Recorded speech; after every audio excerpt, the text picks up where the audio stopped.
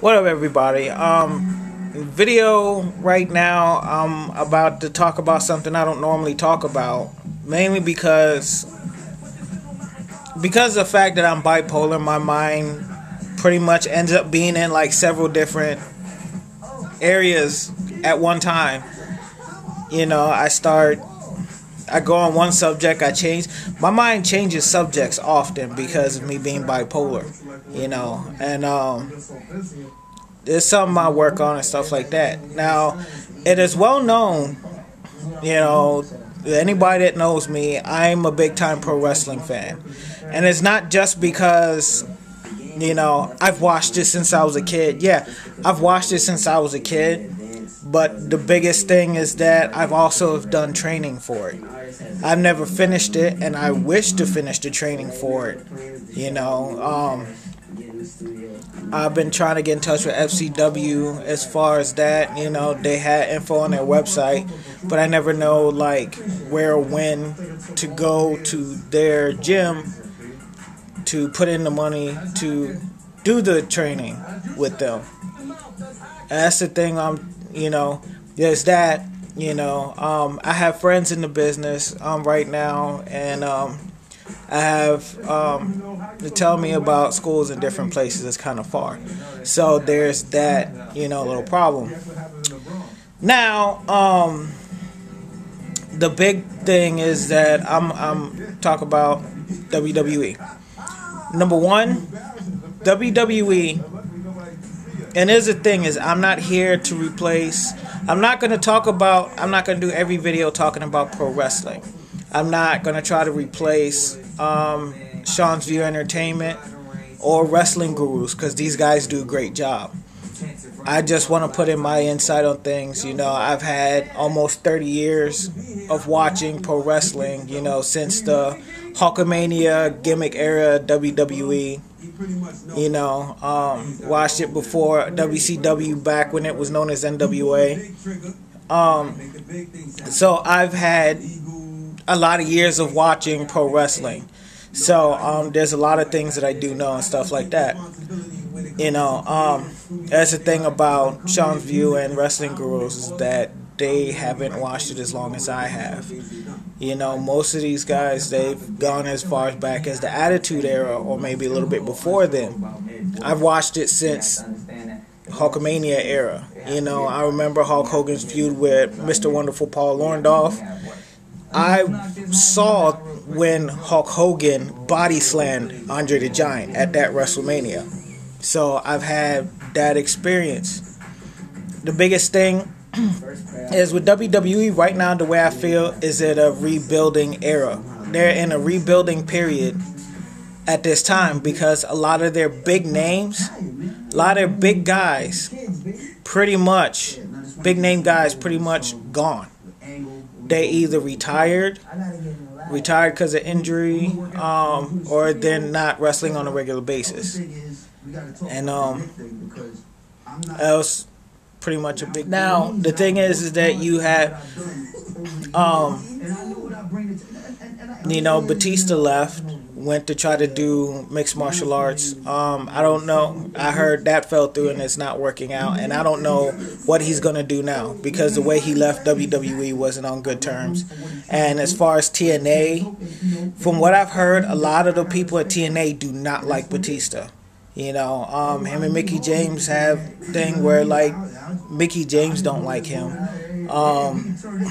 Quite a few of the male wrestlers in TNA do not like Batista. And for what I've heard, Samoa Joe don't like him either. I've heard Samoa Joe, if Batista came to TNA, from what I've heard, Samoa Joe would tear him apart, because that's how much he's hated in that company right now. Yeah, Batista's gone. You have Undertaker, who's out on injury after the WrestleMania match, because that, you know, everybody saw he got carried out, even though he won. And that was the first time I've ever seen the winner get carried out in a stretcher. You know, I had to be wheeled out in a stretcher. That was the first time I ever saw that. Triple H not wrestling on a regular basis. You had Shawn Michaels, who retired. Edge retired because if he kept wrestling, he wouldn't be able to walk anymore.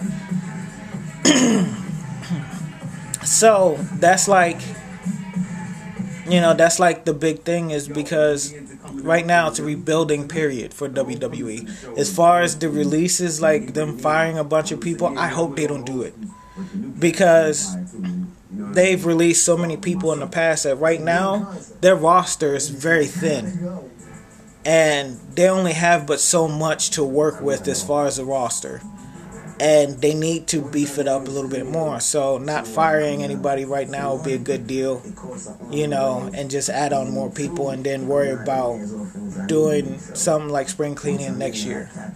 Right now is an opportunity for a lot of these younger guys to step up and make a name for themselves and do something big.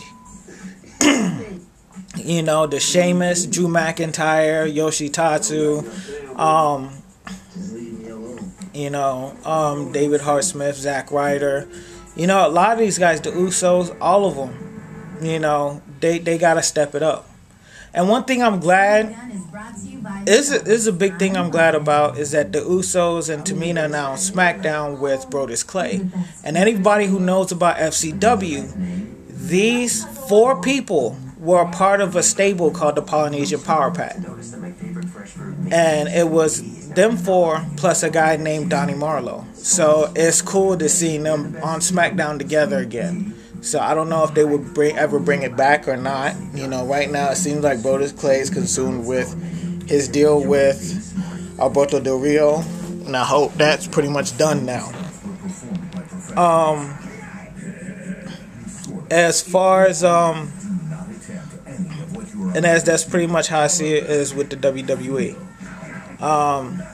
And people complain about Randy Orton winning the title from Christian. That's not Orton's fault.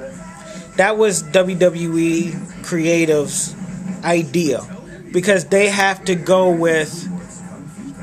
pretty much have to go with who's bankable. And as much as I respect Christian, as much as I like Christian, he's not seen as bankable by WWE corporate. He's not. Hopefully, he won't be mid-card status.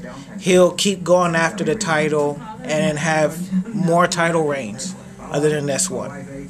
Because some of these guys who were transitional champion and held the title for a short period of time ends up getting more title reigns afterwards.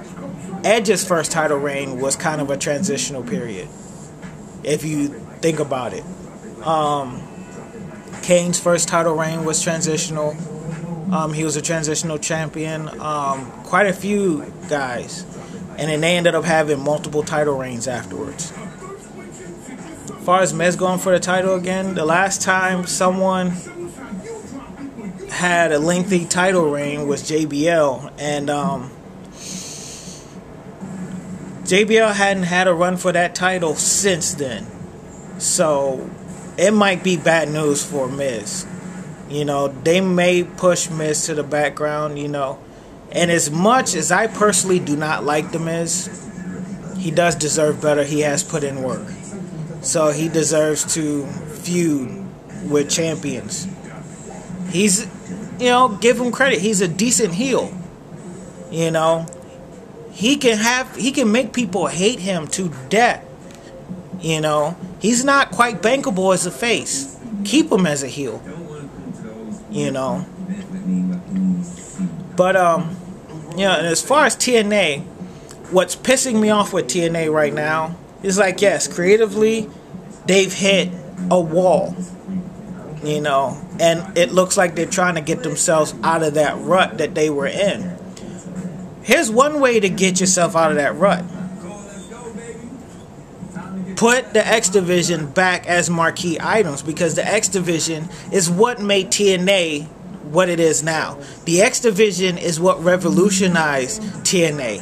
That's what made TNA original. That's what made TNA, unique in the wrestling business. That's what made TNA not WWE, was the X Division. If you get rid of the X Division, which it seems like what they're trying to do is get away from the X Division, if you get rid of the X Division, TNA will not be competition to WWE. Plain and simple.